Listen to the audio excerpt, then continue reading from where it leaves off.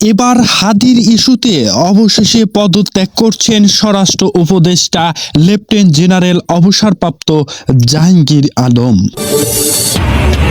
কেন স্বামীর লাশ দেখেও নিজেকে লুকিয়ে রেখেছিলেন হাদির স্ত্রী?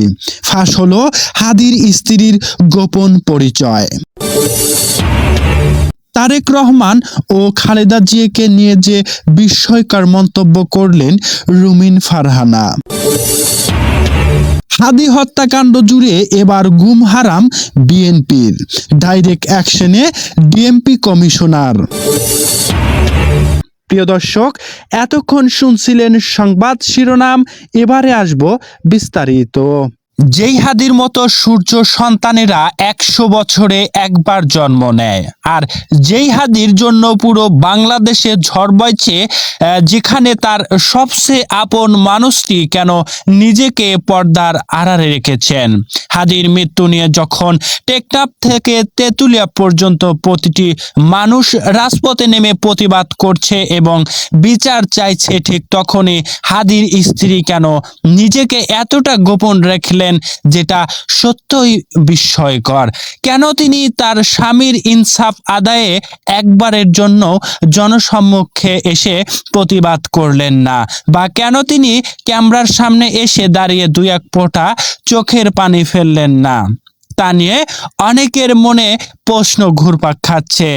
সমালোচকরা যখন নানা কথা বলছে, ঠিক তখনই ভেতর থেকে আসল খবরটি জানলে আপনার গায়ের লোমও দাঁড়িয়ে যেতে বাধ্য হবে। হাদির স্ত্রী কোনো ভয়ে বা লজ্জায় নিজেকে লুকাননি, বরং তার এই নীরবতার পিছনে রয়েছে এক কঠিন ইমানি শক্তি, যা শুনলে আপনিও স্যালুট জানাতে বাধ্য হবেন। ওসমান হাদির মতো একজন তুখোড় বক্তা এবং বাঘের বাচ্চা তৈরি হওয়ার পেছনে যে মানুষটার বড় অবদান রয়েছে, তিনিই হলেন হাদির এই স্ত্রী। জুলাই বিপ্লবের সেই ভয়াবহ দিনগুলোর কথা একবার চিন্তা করুন। রাজপথে যখন গুলি আর বারুদের গন্ধ, ঠিক সেই সময় হাদির স্ত্রী ছিলেন আত্মসত্তা। একজন নারীর জীবনে এর চেয়ে কঠিন সময় হয়তো আর কখনোই আসেনি, অথচ সেই সময়ে তিনি তার স্বামীকে ঘরে আটকে রাখেননি। হাদির পরিবারের অনেকেই যখন হাদির নিরাপত্তা নিয়ে চিন্তিত হয়ে থাকে, ঘরের দরজা আটকে রাখার পরামর্শ দিতেন, ঠিক তখনই এই নারী ছিলেন হাদির সবচেয়ে বড় শক্তির উৎসাহ। তিনি জানতেন তার স্বামী দেশের জন্য এবং ন্যায়ের জন্য লড়ছেন, তাই নিজের শারীরিক কষ্ট আর মানসিক চাপকে একপাশে সরিয়ে রেখে নিজে হাসি মুখে স্বামীকে বিজয় জানাতেন। হাদি যখন রাজপথে স্লোগান দিতেন, তখন তার স্ত্রী জায়নামাজে বসে রবের কাছে স্বামীর হেফাজতের জন্য ফরিয়াদ করতেন। হাদির পরিচিত এক বোন মাসাফির বয়ান থেকে তার দাম্পত্য জীবনের অবিশ্বাস্য ত্যাগের গল্প শোনা যায়। বিপ্লবের কাজে হাদি এতটাই ব্যস্ত থাকতেন যে সংসারের ছোটখাটো বিষয়গুলো তার মাথা থেকে বেরিয়ে যেত। প্রেগন্যান্টের স্ত্রী যখন যত্ন তো দূরে থাক, তার প্রয়োজনীয় ওষুধপত্র এনে দিতেও হাদি ভুলে যেতেন। হাদির স্ত্রী জানতেন তার স্বামী কোনো সাধারণ কামে ব্যস্ত নন, বরং তিনি একটি ফ্যাসিস্ট শক্তির বিরুদ্ধে লড়াই করছেন। তাই নিজেকে ব্যক্তিগত চাওয়া পাওয়া থেকে সবসময় কোরবানি দিয়েছেন। অনেকেই যখন প্রশ্ন তুলেছেন কেন হাদির স্ত্রী ক্যামেরার সামনে আসলেন না, এর উত্তর হলো, এই নারী যখন দুনিয়ার সমস্ত জনপ্রিয়তা বা ভিউ বাণিজ্যর অংশ হতে চাননি, তিনি কঠোরভাবে ইসলামিক শাসন মেনে চলেন। হাদি হাসপাতালে থাকাকালীন তার মৃত্যুর পর হাজার হাজার ক্যামেরাম্যান তার ঘর ঘিরেছিলেন, তখনও তিনি পর্দার বিধান লঙ্ঘন করেননি। তিনি বিশ্বাস বিশ্বাস করেন এই দুনিয়ার জীবন তো মাত্র দুদিনের।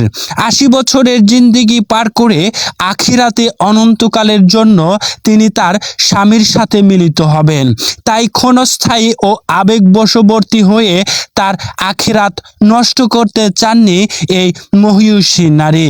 এক্ষেত্রে হাদির মা এবং তার দুই বোন তাদের সিদ্ধান্তে সবসময় অটল থাকতেন।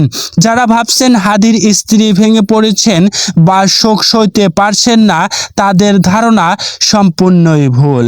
তিনি এতটাই শক্তি নিজের মনের মধ্যে রাখেন, স্বজনদের তিনি আরও সান্ত্বনা দেন। তিনি সবাইকে বলেছেন, আপনারা কাঁদছেন কেন? কারণ কোটি কোটি মানুষ তার স্বামীর জন্য দোয়া করছে। স্বামীর মৃত্যুর পরেও তিনি ভেঙে পড়েননি, বরং তিনি জানেন তাকে এখন শক্ত থাকতে হবে। এতিম সন্তানের জন্য হলেও তাকে লড়তে হবে। হাদির পারিবারিক পরিপ্রেক্ষাপট জানলে বোঝা যায় কেন তার মধ্যে নৈতিকতা আর সাহস ছিল। ঝালকাঠি জেলার নলছিটি উপজেলার ঘাসমহল এলাকার এক সম্ভ্রান্ত আলেম পরিবারে হাদির জন্ম। তার বাবা প্রয়াত মাওলানা আব্দুল হামিদ ছিলেন একজন মাদ্রাসার শিক্ষক, যিনি আজীবন মানুষকে কোরআন ও হাদিসের শিক্ষায় দিয়ে গেছেন। তার বড় ভাই মাওলানা আবু বকর সিদ্দিক বরিশালের গুড়িয়াটি ঐতিহাসিক সফরউদ্দিন আহমেদ সেন্ট প্রতিষ্ঠানে জামে মসজিদের খতিব হিসাবে দায়িত্ব পালন করে গেছেন। তার মেজ ভাই ওমর ফারুক ঢাকার ব্যবসা প্রতিষ্ঠানের সঙ্গে সম্পর্কিতভাবেই জড়িত। হাদির তিন বোন, তাদের মধ্যে স্বামীরা প্রত্যেকটি মানুষই দিন শিক্ষার সাথে সম্পর্কিত। হাদি নিজে NS কামিল মাদ্রাসার ছাত্র ছিলেন। পরবর্তীতে ঢাকা বিশ্ববিদ্যালয়ের রাষ্ট্রবিজ্ঞান বিভাগ থেকে উচ্চশিক্ষা লাভ করেও নিজের শেকড় তিনি কখনোই ভুলে যাননি। হাদি তার জীবনসঙ্গী হিসেবে বেছে নিয়েছিলেন একজন দিন ও পর্দাশীল নারীকে। বরিশালের রহমতপুরে তাদের বিয়ে হয়। হাদির স্ত্রী শুধু হাদির ঘরেই সমালোচনা বা আলোচনার মধ্যেই বদ্ধ থাকেননি। হাদির বাচ্চার বয়স যখন মাত্র 3 মাস, তখন হাদি তার সন্তানকে কোলে নেওয়ার সময়টুকু পাননি। বিশ্বাস করা কঠিন হলেও সত্য যে হাদি তার সন্তানকে সব মিলিয়ে হয়তো 30 মিনিটও কোলে নিতে পারেননি। সন্তানের মুখের দিকে তাকানোর চেয়ে যেন দেশের মানুষের মুক্তি তার জন্য অতীব জরুরি ছিল। আর হাদির স্ত্রী কখনোই সন্তানের দোহাই দিয়ে স্বামীকে কখনোই আটকে রাখেননি। এমন স্ত্রী কজনেরই বা কপালে জোটে। হাদি নিজেকে সবসময় গর্ববোধ করতেন। তার জন্য তার পরিবার, স্ত্রী সবাই যখন মুগ্ধতার মধ্যে দিয়ে তাকে বিদায় জানাতেন, তখনই যেন তার কলিজাটা আরো বড় হয়ে যেত। হাদির এমন সৌন্দর্য এবং প্রাচুর্য দেখে মানুষজন তার কাছে এসে সবসময় তার জন্য দোয়া করে যেতেন। শুধু তাই নয়, তাকে টাকা পর্যন্ত পকেটে ভরে দিত। অবশেষে গত 18 ডিসেম্বর সেই কালো রাতে চিরতরে হারিয়ে গেছেন বীর হাদি। হাদির মৃত্যু কোনো স্বাভাবিক মৃত্যু নয়, বরং এটি একটি পরিকল্পিত হত্যাকাণ্ড। হাদির স্ত্রীর এই নীরবতা আসলে একটি প্রতিবাদ। ইনকিলাব মঞ্চের পক্ষ থেকে যখন হাদির লাশ ঢাকা বিশ্ববিদ্যালয় কেন্দ্রীয় জামে মসজিদে নেওয়া হয়, তখন ছাত্র জনতার ঢল নামে।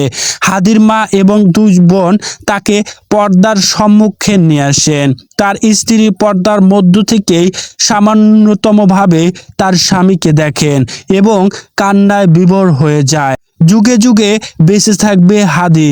হাদির অমর এই অজস্র চোখের পানি এবং বুকের রক্ত ঢেলে দিয়ে বাংলাদেশকে একটি স্বাধীন রাষ্ট্র ও সার্বভৌমত্বের স্বীকৃতি দিতে চেয়েছিল। কিন্তু আদৌ কি বাস্তব হবে হাদির এই রক্ত দিয়ে যাওয়াটা? এখন প্রশ্ন হলো, সামনে নির্বাচন, কি হবে তা নিয়ে এখনো সংশয় মানুষের মনে। আদৌ কি হাদি হত্যার বিচার হবে, নাকি ধামাচাপা পড়ে যাবে পুরো বিষয়টা? দর্শক, জানতে চাই আপনার মূল্যবান মতামত। বিস্তারিত ঘটনাকে ঘিরে আপনার কিছু বলার থাকলে তা কমেন্ট করে জানাবেন। পরবর্তী ভিডিও পেতে অবশ্যই চ্যানেলটি সাবস্ক্রাইব করে আমাদের পাশেই থাকবেন। আল্লাহ হাফেজ।